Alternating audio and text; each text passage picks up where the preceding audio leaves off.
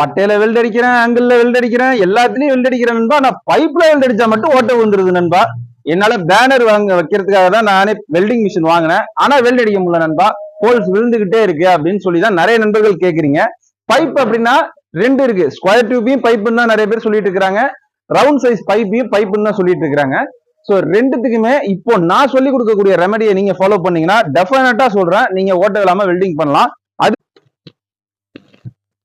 இப்ப பாருங்க, கவனிங்க, நல்லா கவனிங்க. மெலிசான பைப்பு இந்த மாதிரி நம்ம வெல்டிங் பண்ணணும்.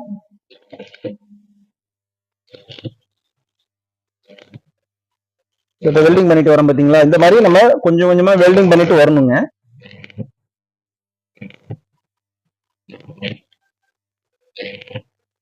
இப்போ நீங்க முதல்ல கவனிச்சிருப்பீங்க, இந்த இடத்துல அதே பைப்பு ஓட்ட விழுந்துருச்சு. இப்ப இந்த இடத்துல நம்ம வெல்டிங் பண்ணிருக்கோம். மேல இருக்கக்கூடிய பிளக்ஸை நான் தட்டுறேன் பாருங்க.